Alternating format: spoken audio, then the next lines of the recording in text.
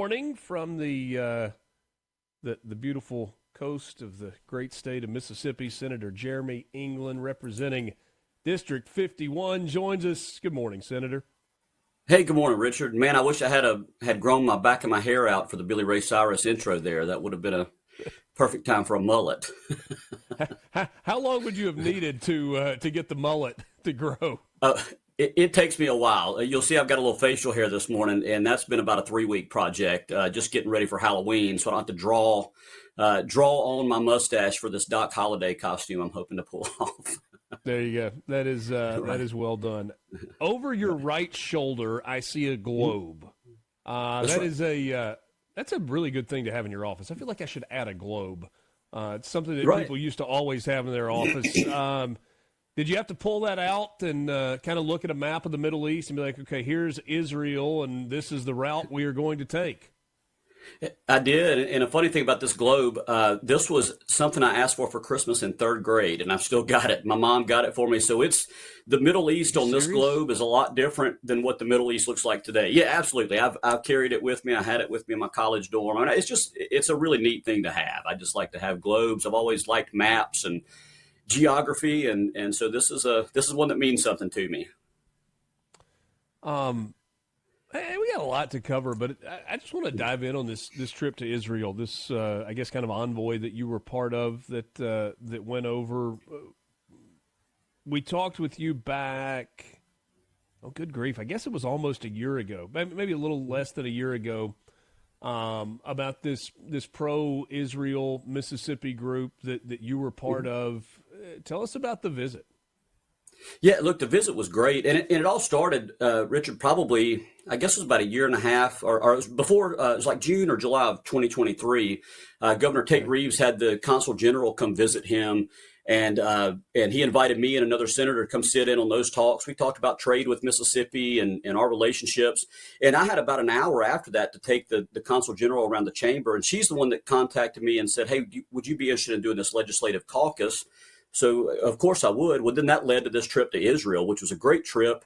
It was this past September. They took 5 of us from Mississippi. It was me, Representative Hank Zuber, Representative Joseph Tubb, Representative Otis Anthony, and Senator Rod Hickman. So we were the Mississippi delegation, went to Israel, and it was called 50 States, One Israel Conference. It was kind of a fact-finding mission. They brought us over to see what's going on and to show us that part of the world and what they're going through right now. Obviously, we're a little over a week into the ceasefire between Israel and Hamas. What did you see while you were there that maybe changed the way you looked at what was going on in Israel, or was something that you didn't expect to see, or maybe didn't understand before you got on the plane to head halfway around the world? Yeah, so obviously they live under constant threat there. I was speaking to a group in Pascagoula recently, and I made the analogy of if their worst enemy for the city of Pascagoula that wanted not only Pascagoula wiped off the map, but the people killed there, if they live just over in Mobile or just over the Alabama state line, that's how close they are to their enemies there, Hamas, the terrorists.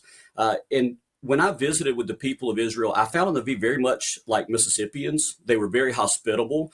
They would come up and talk to us, and they're very forward. Hey, what are you guys here for? What are you doing here? Yeah. Oh, well, that's great. We're glad to have you here. And they were look. They took us straight down to the Gaza envelope on the second day, and we got to see where these terrorists attacked and what these families went through that were just in their homes that day. And next thing you know, they're going into their safe room, and then terrorists are coming through their neighborhood and just slaughtering and brutally murdering people and attacking them and doing things that don't belong on a radio show to women and children.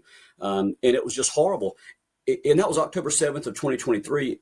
It was so much like our 9/11 here in the United States for such a small country. Look, after 9/11, we saw American flags hanging on every front door and off of balconies. And over there, the Israeli flag is like that. So they're in this very patriotic feeling, but they're not getting the same reaction from the world that we got after our terrorist attack. And that's sad.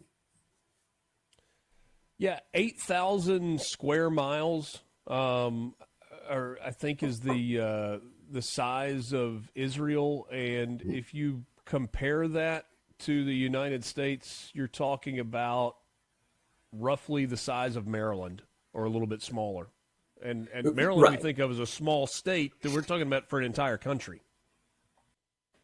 That's right. And I think of like, New Jersey, because it's, north to south. It's a very thin, because you can stand in some parts and on a clear day, you can see the entire country. You can see, all the way to the Mediterranean Sea there. So it's very small. So the way we felt as Mississippians for an attack on the Pentagon and on New York City, they have that, and they're within an hour and a half drive at most away from the worst terrorist attack. And Rich, I'll tell you, one of the houses that we went to, hit me really hard, because in that house, they had a family that looked exactly like mine. It was a man, his wife, their 15-year-old son, and their 11-year-old daughter. Well, Richard, that's exactly the ages of my kids. And this 15-year-old boy and his mom were killed in their safe room when terrorists threw grenades in at them when they couldn't get in the room. And all their interest was they just wanted to kill them. They were just causing terror. And the mother died pretty quickly, but the boy survived for like 5 hours and before he ended up succumbing to his injuries. And the last thing he told his dad was, Dad, bury me with my surfboard. He was a big a coastal guy. So again, all of this hit me right in my heart because again, that's my son's age. My son loves the water. My son has brown eyes. This kid had brown eyes. Seeing that and putting a face with it and a name with it, that made it very personal for what we saw, and it made me realize, Hamas has to be destroyed. They can't be allowed to continue if they're just wanting to go wreak that kind of havoc and that kind of destruction and murder on innocent people. I'm glad you make the distinction there and you say Hamas. I was having a conversation with Bruce Pearl, the former Auburn basketball coach, a year or two ago when this was going on. And I told him, I was like, hey, help me understand what's happening. And he's a historian. And one of the things that he pointed out, he said, Richard, you have to understand that the Jews don't hate the Palestinian people. Like, Palestinians are a beautiful people. He said it's the radicalization and the terrorist organizations. He said just your everyday Jews and your everyday Palestinians actually get along and can work together and live together and go about their daily lives, even if they don't see the world through the exact same eyes. Did you see that? Did you feel that? Did you hear that? Absolutely. So we had there were 250 of us. They had about 12 buses for us that they were taking us around the country. Our bus driver was Palestinian, and our tour guide that was at the front was an Israeli Jew that had been there forever. And he said, this is like a family member for me. We do these things all the time. And then we went into close to the West Bank, and we talked to this lady that her and her husband have started this vineyard there, and it's really starting to expand. And they bring Palestinians into work, and so they get along with them. And one of the ladies in the community, one of the victims of the terrorist attack in the community of Berry, which is where we visited, she and two other ladies in that community would drive into Gaza and pick up people that needed specialty type hospital service that they knew they could get in, like Jerusalem. She was a humanitarian. She would go down and pick up Palestinians and drive them to the hospital so that they could get treatment, and then drive them back. And she did this out of the goodness of her heart. She was, I forget her name, but she was a Canadian-born Jew that had moved to Israel. And she was murdered just indiscriminately by Hamas on October 7th. So yes, they get along with them. And the common message that we heard over there, Richard, was if Hamas will surrender and if they'll release our hostages, we don't have to keep fighting, because they don't like what's going on over there. I mean, that's not any good for them. They've got their sons and daughters fighting in the IDF in Gaza. So it really is a focus on Hamas, a terrorist group that has entrenched themselves under schools and hospitals and within the communities of Gaza. And that's why you're seeing so many victims of this war. And it's by design by Hamas, because they know that the outcry from the global world is going to be, hey, y'all got to stop this. Innocent people are dying. And it's sad. Nobody likes to see that. No, not at all. Senator Jeremy England is my guest. We're going to take a timeout. He represents District 51. When we come back, we'll talk a little bit about the Gulf Coast, the upcoming session, which is getting a little closer. January could be here before we know it. That's right. Ballot initiative, is that something that is on the mind of Jeremy England? We'll get into that and more. Mornings with Richard Cross, Super Talk, Mississippi. Thanks for making us part of the start of your day. Senator Jeremy England is my guest. I bet he has done what I just scrambled and did during the break. Fill out the school day picture form and go through all the number and letter combinations for which one is mom going to want, and here's the check, and seal it, and I don't know. There's a lot of pressure on that. You can't mess that one up, Richard. There are things that happen when mom is out of town that you're like, I don't know if I got that right or not, but here, just take it. Go. Do it. Look, my daughter it's Spirit Week at her school this week, and today was Pink Day. And so we celebrate my grandmother, my Nana. She's a breast cancer survivor. And so Grace goes all out for Pink Day. So I had to tie one of my ties for her. I had to give her some lapel pins, and she was all out the door. That is outstanding. I kind of joked before the break about session being close. I want to get to that in just a second. I do want to ask you a question because I feel like there's somebody that is driving around in Mississippi going, well, that's cool. A senator from Mississippi got to go to Israel. Why? Like, what? Right. Why do we have senators from the coast in Mississippi that are spending time in Israel? Why does that matter? So I would ask you that. Why? Yeah, well, number one, because Israel's our greatest ally in the Middle East, it's important for us to keep relations with them. And in Mississippi in particular, I think in 2023, we did like $40 million in trade with Israel. Well, that bumped up to $60 million in 2024, and it's steadily increasing. Some people may not know this, but, they're protected by what's called the Iron Dome over there, which is a system of missiles that are like counter rocket fire. So their enemies will shoot rockets at them. And this Iron Dome can take those out. Well, part of the missile components for that Iron Dome are built at Stark Industries right there in Columbus, Mississippi. We've worked with them through Ingalls Shipbuilding. We get a lot of their produce from over there. Benjamin Netanyahu, we heard from him, and he talked about how he doesn't like cherry tomatoes, but that's one of their biggest products there is cherry tomato. I love cherry tomatoes. I can't ever eat them cleanly. They seem to get on my shirt somehow. But it happens. Cell phones, the technology that we have, and the things that they're doing over there. But the other thing that's important, Rich, and I know people will disagree with this. We're in a global economy situation right now. It's kind of a global world. It doesn't take 2 weeks to get to England anymore. You can get there in one day and go right to work. So we're a global community now. And if somebody like America doesn't step up and act as the hegemon in this system, some other country will. And it'll be some other country like China or Russia that doesn't have our moral compass and doesn't have our values and our focus on life, liberty, and the pursuit of happiness. And so that's very important to me. And the other thing is these enemies that are attacking Israel over there, they don't just chant death to Israel. They chant death to America as well. And they want to just completely wipe out Western society that we rely on. So from Mississippi, it's important for Mississippi to be invited along with the other states in America to go attend this. But also the trade and the relations that we have here are very important because those are high paying jobs that these technology and defense sector communities are providing directly in relation with Israel. So it's very important. Yeah. And I suppose if a country is our ally, we should be friends. I mean, if we're gonna send our boys and girls to fight, to defend, then maybe we should know each other other than just in name. That's right. And you know what? Friendship is important. And I heard a general say one time, they want America to be known as the greatest friend you can have and simultaneously the absolute worst enemy you can have. And I thought that was a great comment. I think that's a great thing for America to do. And like I mentioned, Israelis reminded me of Mississippians. They're a community that came together from all over the world into this one area when Israel was formed in 1947. They were it was returned to their homeland.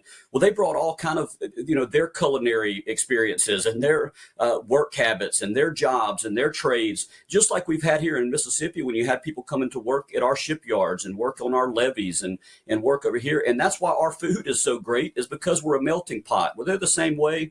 They're also just as stubborn, and this is just as strong as we are in Mississippi. And they're going to be there. They're so much like Mississippi. I would imagine that they would be hard pressed to find another state that the population feels the same, and the character of the state is so akin to what they go through.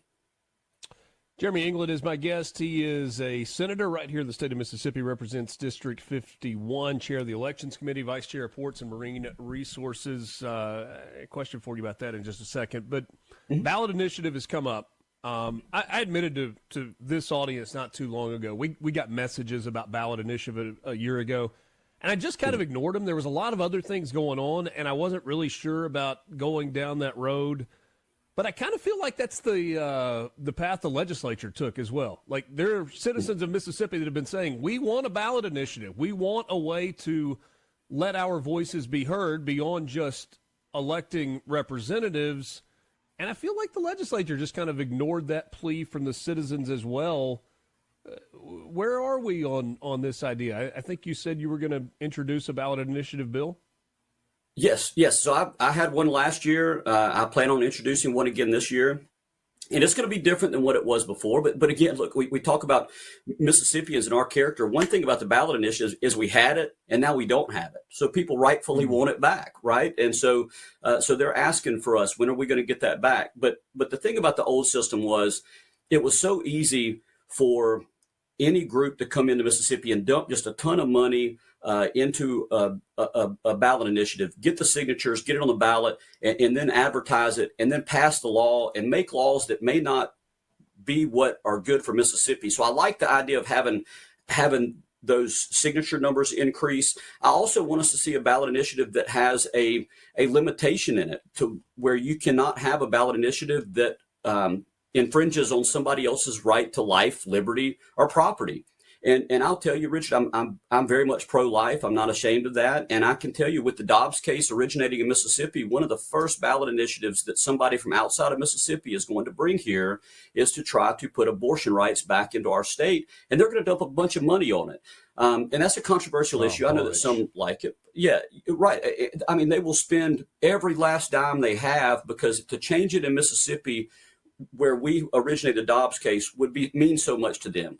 So I think people would understand when I say we've got to be careful. We've got to make sure that we're limiting how that process is set up. At the same time, yes, the legislature, it moves slow on purpose, but sometimes it's easy for us to ignore things. Well, you can't ignore it when you get that many signatures and put it on there. So even unsuccessful ballot initiatives get our attention. So that's why I think it's important for the system to be there, to give the people the right to go do that, to petition their government to do things. I hope that we see it in a system where it puts, if a successful ballot initiative passes, it goes into statute rather than into the Constitution.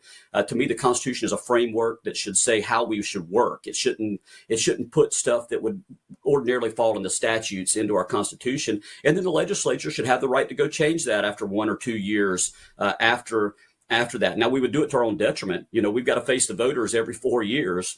So if it's something people want and we go change it, we're going to have to answer to that. But I think that's important, because sometimes ballot initiatives, just like regular laws, Richard, mistakes get in there, unintended consequences are found out in there, and we need to tweak them. That's absolutely right. Yeah, that's right. What will so the signature threshold will change? What are you ready to kind of lay out exactly what that process is going to look like? I'm still looking at that. And look, what I look at when I try to do that, I don't want it to be impossible. Okay. And that's one thing I want to stress, because it would be easy to say, you know, you've got to go collect 200,000 signatures. Well, Richard, realistically, if you need 200,000 signatures, you probably need closer to 500,000 signatures, because a lot of those are going to be thrown out. They're going to be challenged. So getting 500,000 signatures would be impossible. I also want to see it. I do want to find some way to where the signatures come from various parts of the states, that one community can't do it, because in places like Ohio, where they have a ballot initiative, and in other places, you see the college towns kind of being the central focus for these ballot initiatives. And a lot of times, right, you know, your academic community and your college kids aren't the ones you want to be submitting these laws and passing these things and putting them on the ballot. So when you gather your signatures from all across the state, you get more of a representative ballot initiative. And that's the same thing that we have to do. You know, if I want to pass a bill, I can't just go and talk to my coastal legislators, my fellow coastal legislators, I've got to talk to the rest of the state and convince them why a law is good for the entire state. So that's important as well. Yeah. Interesting stuff, and we'll talk more about this certainly as we get closer to the session. We don't have time to go into it, but the grant for the coast for more training for shipbuilding jobs, we got that news yesterday. Nearly $6 million, 2,500 new jobs. A lot of great stuff happening. That's right. I'm proud to represent this. Look, District 51 is full of some of the hardest working people in the state. Always been shipbuilders. My wife works at Ingalls Shipbuilding. Everybody in my family, since we've moved to the coast, somebody has worked at Ingalls Shipbuilding. So a big shipbuilding community here, and I love it. Senator Jeremy England, thanks so much for your time. Enjoyed the visit. Absolutely. Thank you, Richard. You have a great day, and thanks for having me on. We'll talk again soon. Mornings with Richard Cross, SuperTalk, Mississippi. Jeremy England. Covered a lot of ground there. Interesting stuff on the visit to Israel and the Ballot initiative as well. Quick time out. We're back with you. It's Mornings with Richard Cross. We'll wrap up the 7 o'clock hour next.